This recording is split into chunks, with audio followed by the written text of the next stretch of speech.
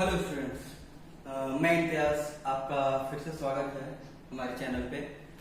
मैं पिछले लेक्चर में आप लोगों ने देखा होगा कि नंबर सिस्टम में हम लोगों ने पढ़ा था किस तरीके से नंबर सिस्टम को कैटेगराइज किया गया है, उसमें किस तरीके के नंबर्स होते हैं, ये सारी चीजें।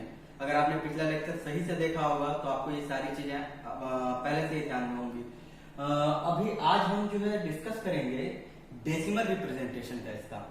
तो डेसिमल रिप्रेजेंटेशन किसी भी नंबर का अगर हम रिप्रेजेंट करते हैं तो तीन तरीके से रिप्रेजेंट किया जा सकता है। तीन तरीके से रिप्रेजेंट किया जा सकता है, इसके अलावा और नहीं। तो पहला क्या है, वो है टर्मिनेटिंग। टर्मिनेटिंग में एग्जांपल अगर आप लें तो जैसे 2.5, 5.125 ये हो सकता है, 3.227 ये हो सकता है, एक और ले लो 52275। तो यहाँ पे जो है हमारा 4 डिजिट पे ये एंड हो रहा है, ये 3 डिजिट पे एंड हो रहा है डेसिमल के बाद, ये डेसिमल के बाद 1 डिजिट पे एंड हो रहा है, लेकिन एंड हो रहा है, इसका मतलब टर्मिनेट हो रहा है ये, इसलिए इसका नाम है टर्मिनेटिंग डेसिमल रिप्रेजेंटेशन। अब इसके बाद नेक्स्ट जो है वो है non terminating and repeating. Terminate तो नहीं होगा लेकिन उसके कुछ डिजिट जो है वो बार बार रिपीट होंगे। ऐसा एग्जांपल भी आपने पहले देखा है, लेकिन फिर से मैं बता देता हूं। जैसे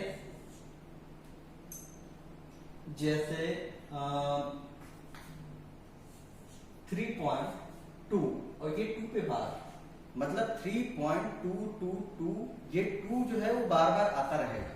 इसके अलावा जो है 5.13 और ये 13 जो है ये बार बार रिपीट हो रहा है। इसके अलावा हो सकता है हमारा कि 3.257 और 2 रिपीट ना हो रहा हो, सिर्फ 57 रिपीट हो रहा है।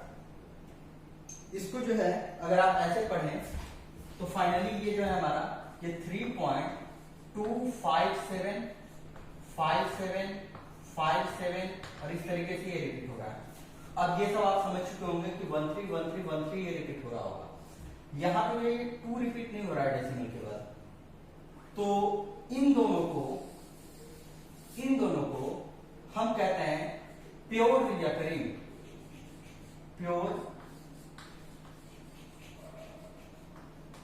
प्योर रिकरिंग, और इसको बोलते हैं मिक्स्ड रिकरिंग।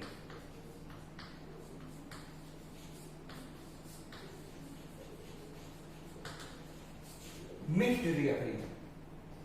अब इसके बाद तीसरा जो है हमारा वो non terminating and non repeating. यहां पे टर्मिनेट भी नहीं होगा और ऐसी कोई रिपीटिंग ब्लॉक नहीं होगी जो बार बार रिपीट हो रही है। तो यहां पे कैसा होगा, तो एग्जांपल में इसके वो होंगे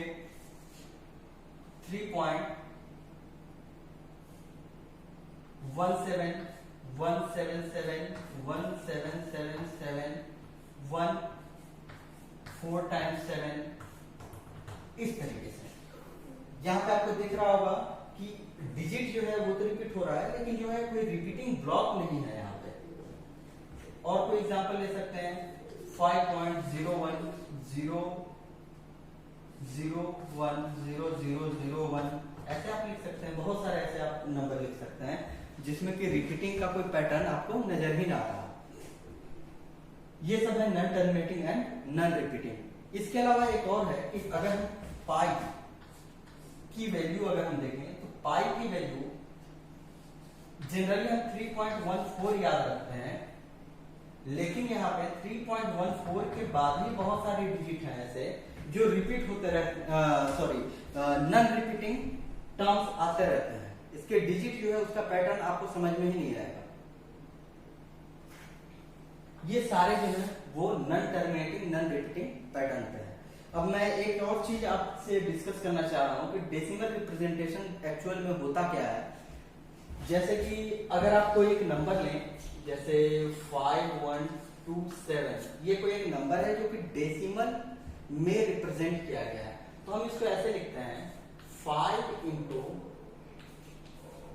1000 plus 1 into 100 plus 2 into 10 plus 7 into 1।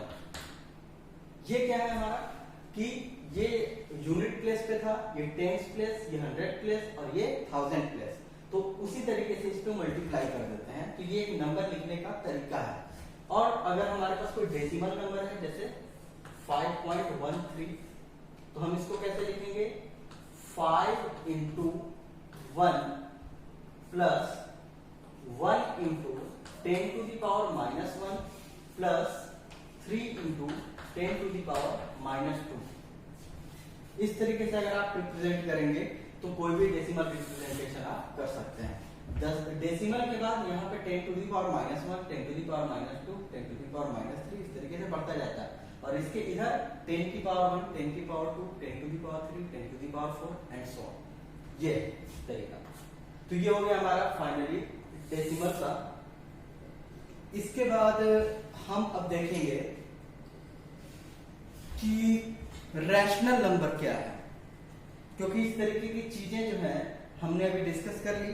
हाँ, एक और चीज है यहाँ पे कि टर्मिनेटिंग और नॉन टर्मिनेटिंग को ही हम रैशनल नंबर कहते हैं, और अगर ये नॉन टर्मिनेटिंग नॉन रिपीटिंग है तो ये इररेशनल नंबर होता है। ये दोनों चीजें हमने रैशनल और इरेशनल के डेफिनेशन के वक्त हमने बताया था इस चीज को। अब आगे हम लोग देखेंगे रैशनल नंबर।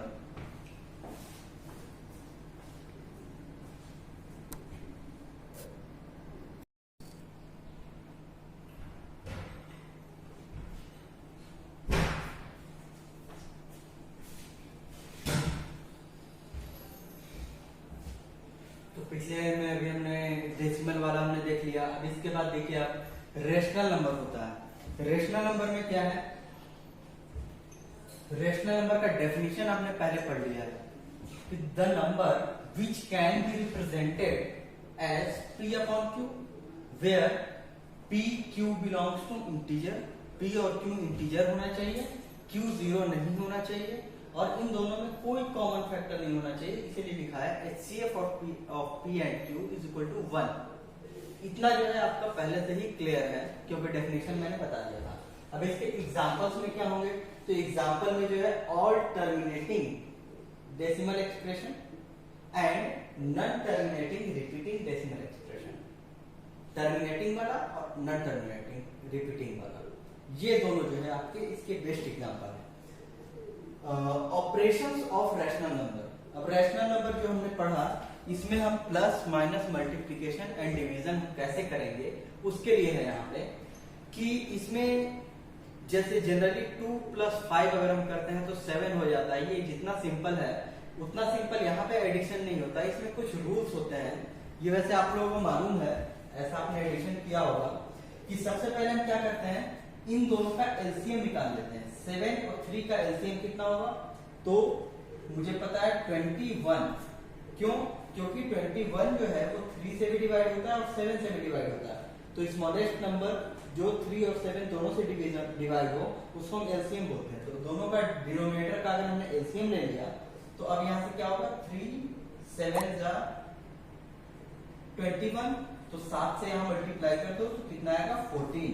और यहाँ पे 7 3 टाइम्स में जाएगा तो 3 से मल्टीप्लाई करो तो आएगा 15। तो इसका एडिशन कितना होगा? 29 अपॉन 21। 29 अपॉन 21।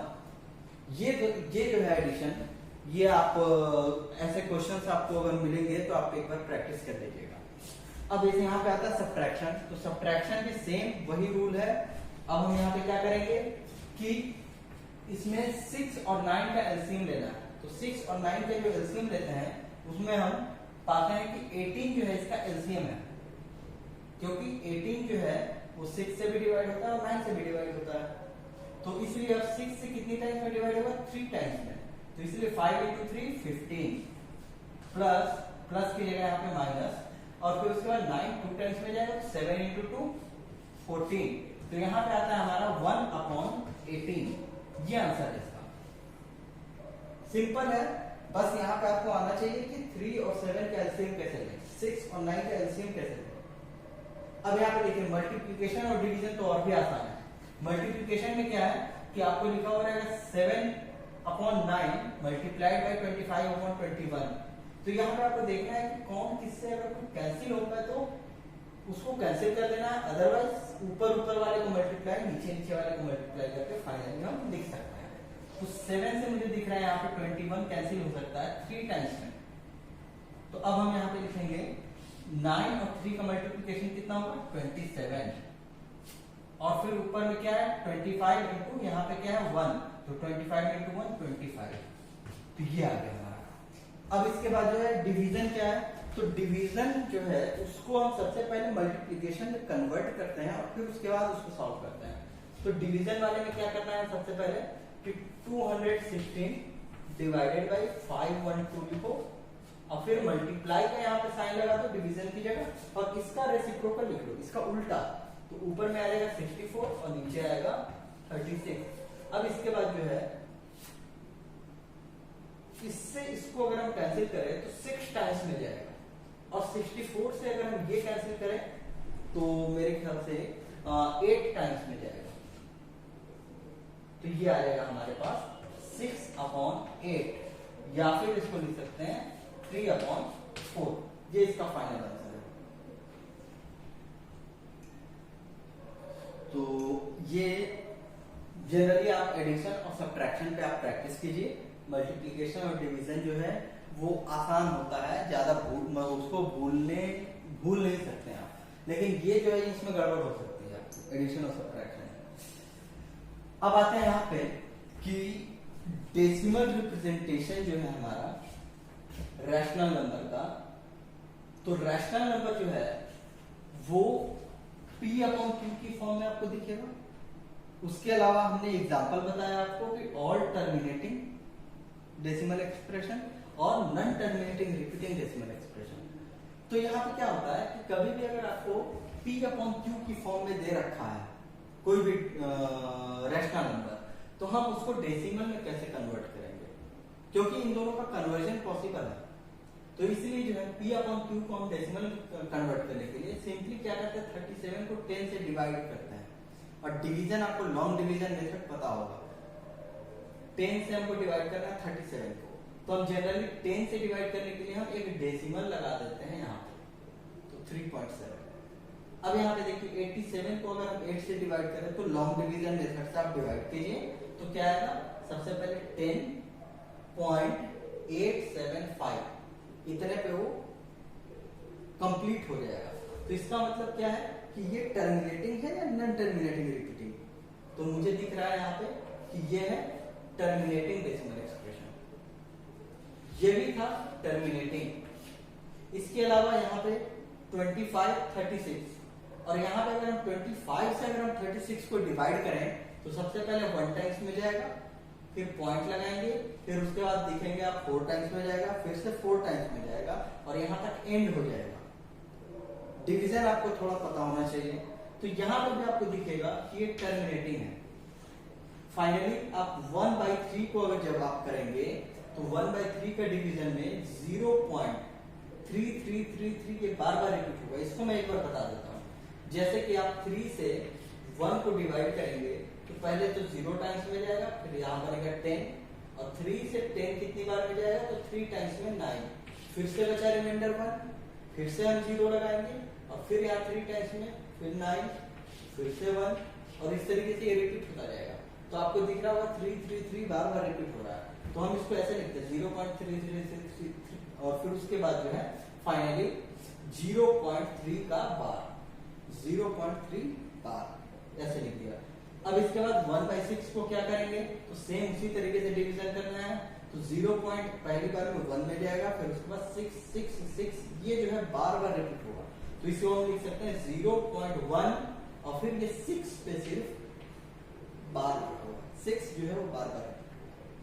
तो यहाँ पे रिपीटिंग ब्लॉक 1 है, यहाँ पे रिपीटिंग ब्लॉक भी 1 है, लेकिन इन दोनों में डिफरेंस ये है कि ये मिक्स्ड रिअकरिंग है, यहाँ पे प्योर रिअकरिंग है। अब आगे 1/7 को जब आप डिवाइड करेंगे तो सबसे पहले 1 टाइम्स में जाएगा, फिर 4 टाइम्स, फिर 2, 8, 5, 7, और फिर उसके बाद अगली बार में फिर से 1 आएगा, फिर 4 आएगा, फिर 2 आएगा। तो ये जो आपका बार बार रिपीट हो रहा है, तो ये ब्लॉक आपको मिलेगा रिपीटिंग ब्लॉक। इसको आप एक बार होमवर्क में लिख लीजिए। होमवर्क में आपको इसका फाइनली 1/7 का डिवीजन करके देखना है कि यही आ रहा है या नहीं आ रहा है। ठीक है, अब इसके बाद मैंने यहाँ पे बताया, क्लासिफाई भी मैंने किया यहाँ पे, फिर टर्मिनेटिंग कौन है, तो टर्मिनेटिंग आपको ये तीनों मिला, और इसके अलावा यहाँ पे क्या है, तो ये जो है हमारा नॉन टर्मिनेटिंग रिपीटिंग, ये जो है हमारे ये तीनों, ये है नॉन टर्मिनेटिंग एंड रिपीटिंग। तो जब हम यहाँ पे डिवाइड कर रहे हैं उसके बाद मुझे पता चल रहा है कि ये नॉन टर्मिनेटिंग रिपीटिंग है या फिर टर्मिनेटिंग है, तो क्या हम इससे पहले भी पता कर सकते हैं कि टर्मिनेटिंग होगा या नॉन टर्मिनेटिंग रिपीटिंग होगा?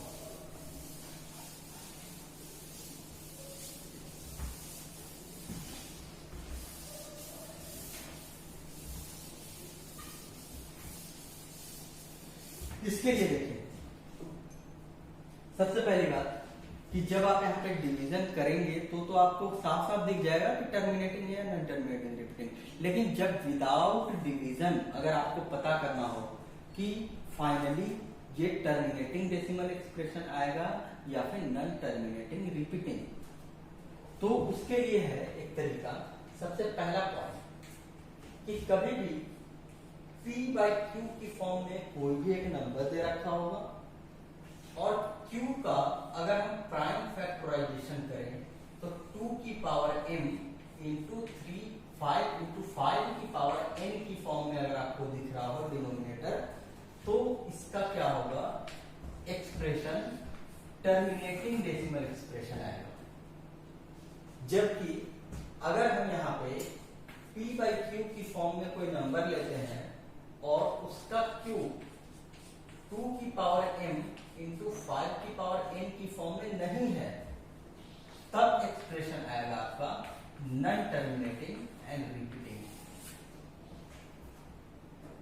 तो अब यही चीज जो है हम यहां से भी नोट करके एक बार देख लें कि इसका डिनोमिनेटर क्या है 10, तो 10 को हम क्या लिख सकते हैं 2 इंटू 5, मतलब 2 की पावर 1 5 की पावर 1 लिख सकते हैं। यहां पे इसका डिनोमिनेटर क्या है 8, तो 8 को हम क्या लिखेंगे 2 इंटू 2 इंटू 2, तो ये होगा 2 की पावर 3 और 5 की पावर 0। यहाँ पे 25 है, तो 25 को हम क्या लिखेंगे, तो 2 की पावर 0 इंटू 5 की पावर 2, तो सिर्फ 2 और 5 है। अब आपको यहां से समझ में आएगा कि ये 3 जो है उसको हम क्या लिख सकते हैं 3 की पावर 1।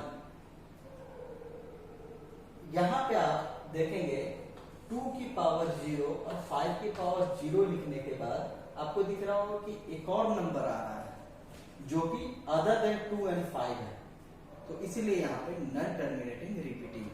सेम केस यहाँ पे भी है, 6 को हम क्या लिख सकते हैं 2 की पावर 1 इंटू 3 की पावर 1 इंटू अगर आप 5 की पावर 0 लिख दें तो 2 और 5 तो है, उसके अलावा एक 3 है, तो इसकी वजह से यहाँ पे नॉन टर्मिनेटिंग रिपीटिंग।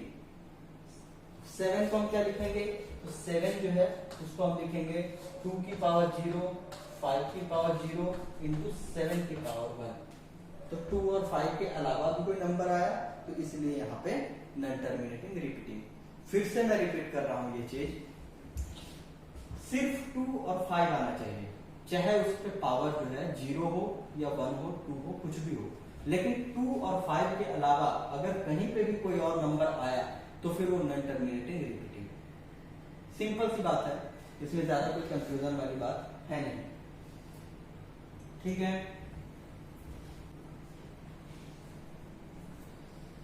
अब यहाँ पे कन्वर्जन में दूसरा टॉपिक आता है हमारा second, conversion decimal to P/Q form. और ये वाला टॉपिक जो है ये ज्यादा इंपॉर्टेंट है, ज्यादा इंपॉर्टेंट, बहुत ज्यादा, क्योंकि इस तरीके के क्वेश्चन आपको बहुत मिले।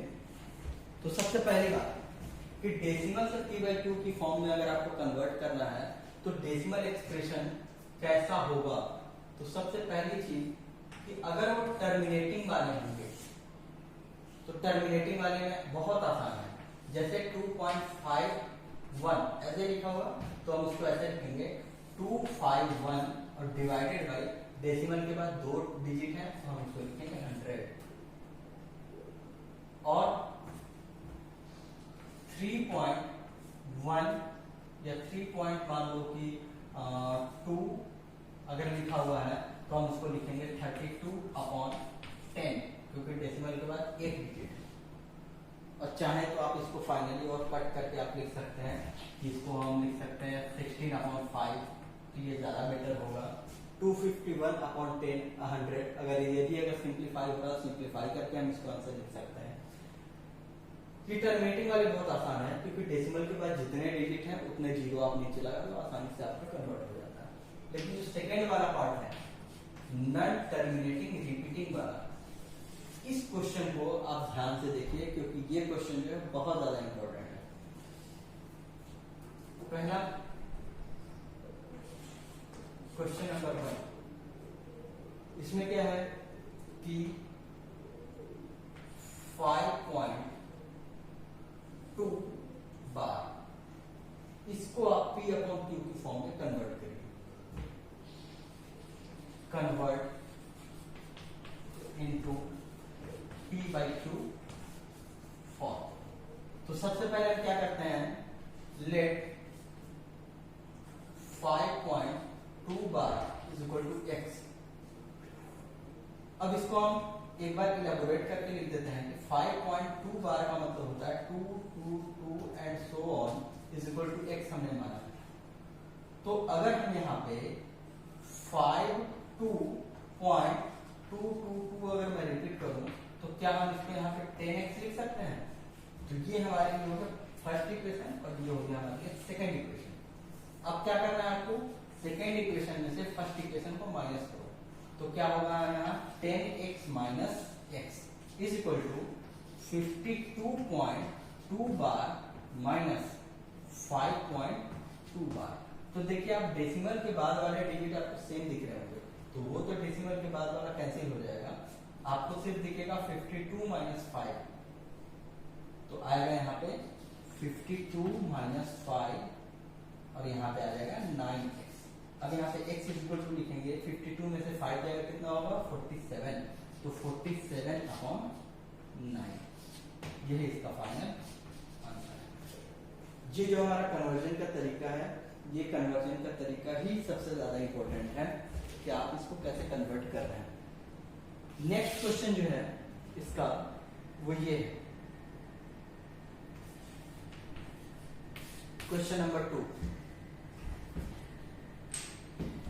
क्वेश्चन नंबर 2 है 3.157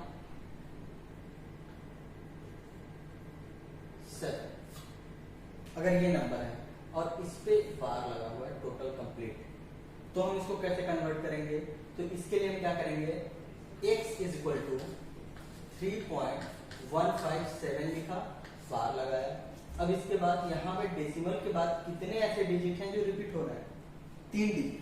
तो हम यहाँ पे क्या करेंगे 1 2 3 1000 से हम यहाँ पे मल्टीप्लाई करेंगे तो यहाँ पे आ जाएगा 3157.157 बार क्योंकि ये वाली चीज जो है बार बार रिपीट हो रही है, डेसिमल में 3 डिजिट इधर आ जाएगी। अब इसके बाद क्या करना है आपको कि सेकेंड इक्वेशन में से फर्स्ट इक्वेशन को माइनस करना है तो 1000 में से x जाएगा तो 999x इज इक्वल टू ये डेसिमल के पहले वाला कैंसिल होगा 3157 में से 3 माइनस होगा तो 3157 माइनस का 3 डिवाइडेड बाई सॉरी। अब इसके बाद हम यहाँ पे लिखेंगे x इज इक्वल टू आएगा 3154 डिवाइडेड बाई 999। अभी हम इसको सिंप्लीफाई नहीं किए हैं, इसको और कैंसिल करके अगर होता है तो हम इसको कैंसिल करके फाइनल P/Q की फॉर्म में लिख सकते हैं। तो ये हो गया इसका आंसर। अब इस तरीके के आपको बहुत सारे क्वेश्चंस मिलेंगे तो सबसे पहले हम इसका शॉर्ट ट्रिक समझेंगे। ये शॉर्ट ट्रिक जो है ये बहुत ज्यादा काम का है, आपको इससे जो है एफर्ट कम लगेगी।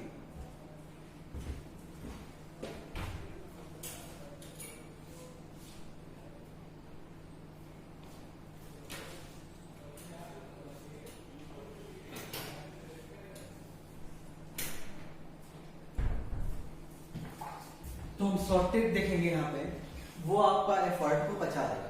सबसे पहली बात क्या है कि जब आपको दिया हुआ था 5.2 बार, तो हम इसको क्या करेंगे, इसको हम क्या करेंगे, लिखेंगे 52।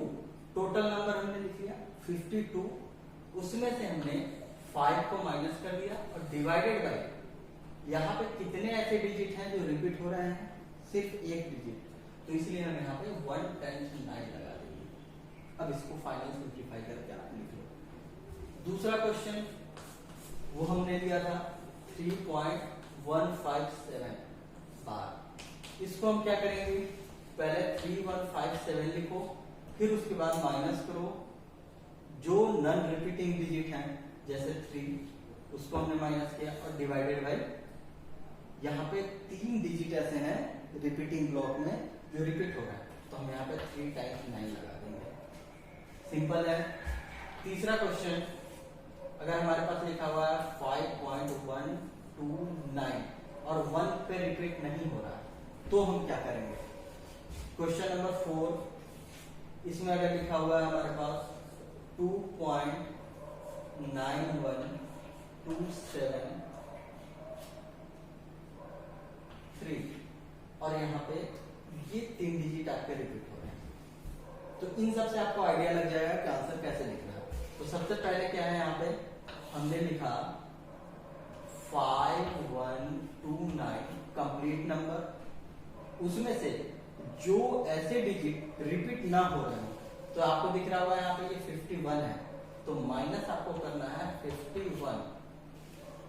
इसके बाद यहाँ पे डेसिमल के बाद ये 2 डिजिट जो है वो रिपीट हो रहे हैं, तो ये 2 डिजिट रिपीट होने के लिए 2 9, और उसके बाद डेसिमल के बाद एक डिजिट ऐसा है जो रिपीट नहीं हो रहा है, तो हम उसके लिए एक 0 भी लगाएंगे। अगर आपको ये चीज ना आ रहा हो समझ में, मतलब कंफ्यूजन है, तो आप एक बार उसी मेथड से आप एक बार सॉल्व कीजिए और फाइनली आपको शॉर्ट ट्रिक समझ में आ जाएगा। चौथा, यहाँ पे आपको क्या करना है, 291273 लिख लिया नंबर, उसमें से माइनस करना है आपको 291, क्योंकि नॉन रिपीटिंग यही है 291। अब इसके बाद डिवाइड आपको करना है 1 2 3 टाइम्स 9 999, और फिर उसके बाद जो है डेसिमल के बाद ये 2 डिजिट ऐसे हैं जो रिपीट नहीं हो रहे हैं, तो उसके लिए डबल 0। इतना एग्जांपल काफी है ये समझने के लिए कि शॉर्ट ट्रिक को हम कैसे यूज करें। क्लियर है? उम्मीद है कि कन्वर्जन का क्वेश्चन आपसे हो जाएगा। तो अब आगे जो है अगला जो आपका ये होता है पैटर्न क्वेश्चन का, वो ये है कि आपसे 2 रैशनल नंबर दे रखेगा कि find 5 rational numbers between 4 and 5। 4 और 5 कोई भी एक इंटीजर हो सकता है, रैशनल नंबर हो सकता है कोई भी। तो 4 और 5 ऐसे रैशनल नंबर हैं कि जिनके बीच में हम मुझे और 5 रैशनल नंबर ढूंढना है। तो there are infinitely many rational numbers can lie in between 2 rational numbers. ये वाली बात आपको ध्यान में रखना है कि 2 रैशनल नंबर के बीच में हम इनफाइनाइटली मेनी रैशनल नंबर्स हम ढूंढ सकते हैं। तो यहाँ तो बोला जा रहा है सिर्फ 5 ही ढूंढना है, तो सिर्फ 5 तो आसानी से मिल जाएगा। देखो आपको करना क्या है, यहाँ पे सबसे पहले क्या है मेथड कि एक लॉन्ग मेथड भी है। अगर सपोज यहाँ 5 की जगह आपसे कहता कि 1 रैशनल नंबर आपको ढूंढ कर बताओ, तो एक रैशनल नंबर ढूंढने का तरीका है आपके पास कि a प्लस बी अपॉन 2 करो, एवरेज निकाल दो दोनों।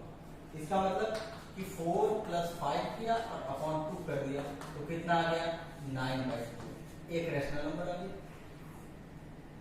अच्छा, दूसरा एक और अगर पूछा जाए तो सेकेंड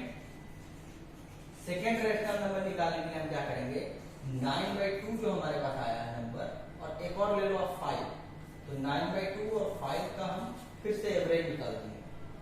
तो 9/2 प्लस 5/2।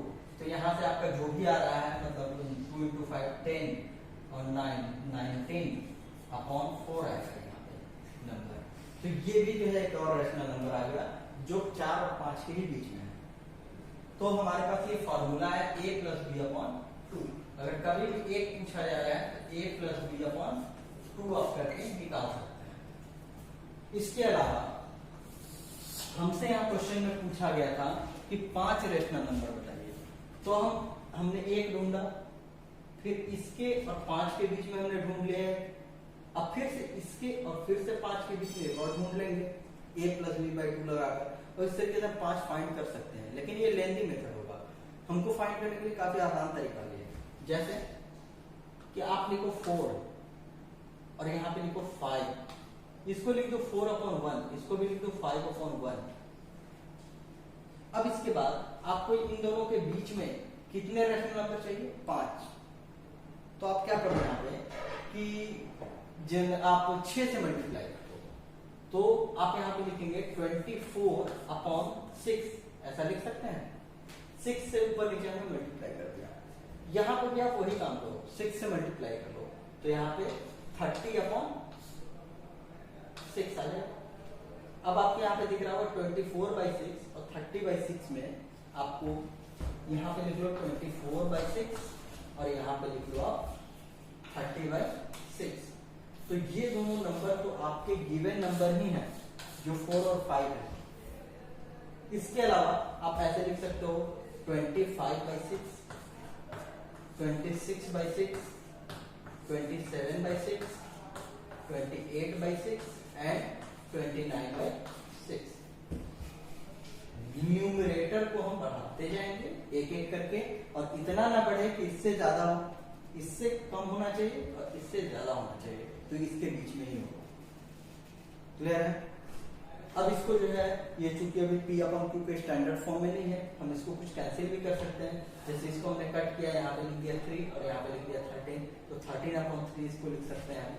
यहाँ पे 3 से कैंसिल किया जा सकता है, इसको कट किया तो 9 और इसको यहाँ अपॉन 2, तो 9/2 लिख सकते हैं। इस तरीके से आप सॉल्व करके फाइनली आप लिख लेंगे। तो ये हुआ यहाँ पे कि रैशनल नंबर आप कैसे फाइंड करेंगे। तो एक आपके लिए होमवर्क है क्वेश्चन कि find 5 rational number between 5/3 and 7/2। 5/3 and 7/2, ये भी एक नंबर है, ये भी एक नंबर है। हमने बोला कि 5 रैशनल नंबर आपको फाइंड करना है, तो ये वाला मेथड आप एडॉप्ट करके एक बार देखिएगा, ज्यादा अच्छा होगा। बस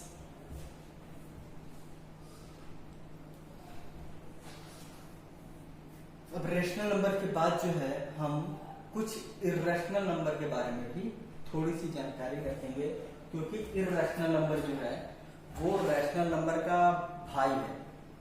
क्यों? क्योंकि जब हम रैशनल नंबर पढ़ लेते हैं जो कि p/q की फॉर्म में रिप्रेजेंट किया जा सकता है, तो इर्रेशनल नंबर पढ़ने में क्या हर्ज है जिसमें कि p/q की फॉर्म में रिप्रेजेंट नहीं किया जा सकता। दोनों का डेफिनेशन आपको जो है वो सेम लग रहा है। क्लियर है? तो इसलिए जो है आप इरेशनल के साथ साथ अगर इरेशनल पढ़ लेते हैं तो आपकी अंडरस्टैंडिंग ज्यादा अच्छी होगी।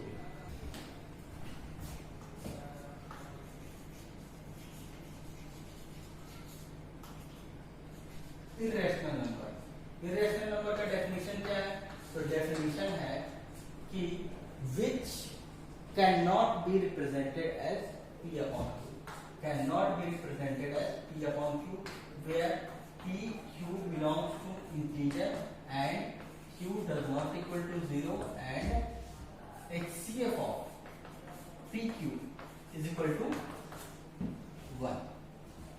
यहाँ पे इसके फॉर्म में रिप्रेजेंट नहीं किया जा सकता है। तो ऐसे कौन कौन से नंबर है जो रिप्रेजेंट नहीं किया जा सकता है आपको पहले बताया गया है। जैसे √2 हो गया, √5 हो गया, फिर उसके बाद जो है आप ले सकते हैं 7 की पावर 1/4, ऐसा लिख सकते हैं। क्लियर है? और उसके अलावा एक रैशनल नंबर होता है पाई, इसको हम पढ़ते हैं पाई। पाई, तो ये पाई है एक नंबर जो कि इर्रेशनल नंबर है। अब ये इर्रेशनल नंबर क्यों है? क्योंकि साइंटिस्ट था एक, तो पाई को इसने डिफाइन किया था कि pi is the ratio of circumference of a circle to its radius. तो सर्कमफेरेंस को पहले मेजर किया गया, फिर उसके बाद उसके रेडियस को मेजर किया गया और इन दोनों का रेशियो निकाला गया, तो उससे क्या है, पाई निकला। तो ये पाई जो है वो कोई कांस्टेंट नंबर तो है, लेकिन उसके डेसिमल के बाद जो नंबर है वो non terminating non repeating form में आते हैं, तो इसलिए जो है ये इर्रेशनल है। उसके अलावा ये सारे भी इर्रेशनल है। अभी हम लोग एक चैप्टर है आपका क्लास 8 में, वो है स्क्वायर एंड स्क्वायर रूट। तो जब हम स्क्वायर एंड स्क्वायर रूट पढ़ेंगे तो स्क्वायर रूट 2 या स्क्वायर रूट 5 का जब हम डिवीजन मेथड से स्क्वायर रूट फाइंड करेंगे तो हम पाएंगे कि इसके डेसिमल एक्सप्रेशन जो होंगे वो नॉन टर्मिनेटिंग नॉन रिपीटिंग होंगे। क्लियर है? जब स्क्वायर एंड स्क्वायर रूट पढ़ेंगे तब ये चीजें क्लियर होगी। अगर कोई पहले से पढ़ रखा है ये वीडियो देखने से पहले, या फिर जो है कोई पहले से जानता हो, थोड़ी बहुत नॉलेज अगर कोई रखता होगा, मुझे पता है कि आप लोगों में से 2-4 बच्चे ऐसे होंगे जरूर जो इसे जानते होंगे, तो डिवीजन मेथड से आप स्क्वायर रूट फाइंड करके देखना, आपको जो है मिल जाएगा।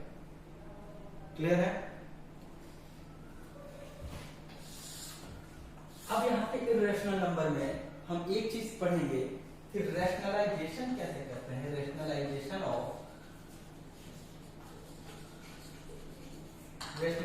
Of denominator.